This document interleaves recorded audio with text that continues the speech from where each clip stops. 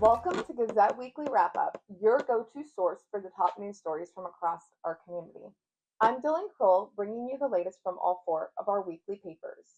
From major developments to local events, business highlights, sports, and more, we've got you covered. Now let's jump into this week's biggest headlines.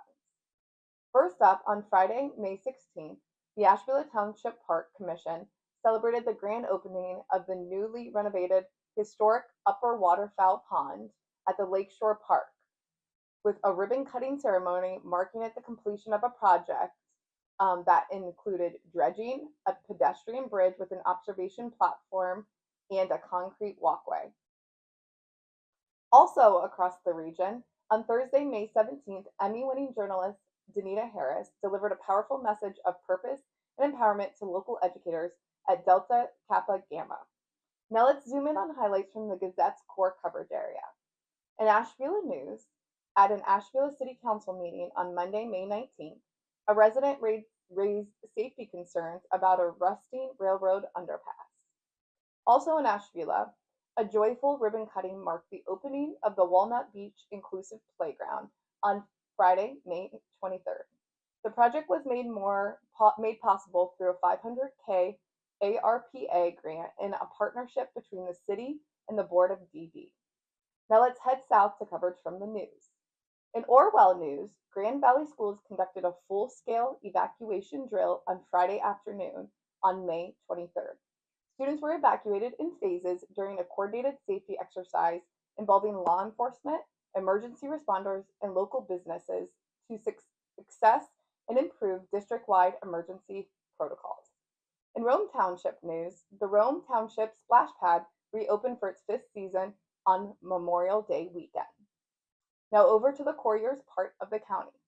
In Conneaut news, Conneaut City Council approved a groundbreaking housing project on Monday, May 12th. In a rare partnership with NOPEC and the Ashtabula County Land Bank, 4 energy-efficient homes will rise on the former Hayward Park site, just the second project of its kind in Ohio. Also in Conneaut area news, Conneaut honored 63 fallen heroes during its Memorial Day ceremony on Monday, May 27th. With the flag flying high and bells tolling for each name, the city gathered at the cemetery to remember those who lost their lives in combat. Now let's switch gears and take a look at what's happening in the world of sports. In Geneva area sports news, the Geneva Eagles tennis team clinched their 50th conference title with a 5-0 win recently over Conneaut. The Perry Pirates softball team advanced to the Division IV District Championship with a 4-0 win over the Jefferson Falcons on Tuesday, May 20th. They are to face the Edgewood Warriors in the championship game. And finally, we head over to Lake County for updates from the Tribune. In Wickliffe area news, the Lake County Special Needs Birthday Club surprised 8-year-old Nathan Mock with a visit from his favorite superhero, Spider-Man, along with gifts, a cake, and a special proclamation from Lake County Treasurer Michael Zurin. Since 2021, the club has provided over 175 free birthday celebrations for individuals with special needs, milestone birthdays, and disabled veterans. In Paynesville area news, Lake Train is changing the way Lake County moves with the launch of its new Rides on Demand service.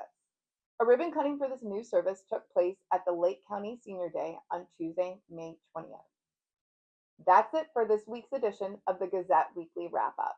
For more in-depth coverage, you can visit us online at gazettenews.com or follow us on Facebook by searching Gazette News, or you can also follow us on Instagram at Gazette News Ohio. Don't forget, you can subscribe online or pick up a copy of your favorite Gazette newspaper to stay informed. Thank you for making us your trusted news source here in Ashtabula and Lake County. See you next time.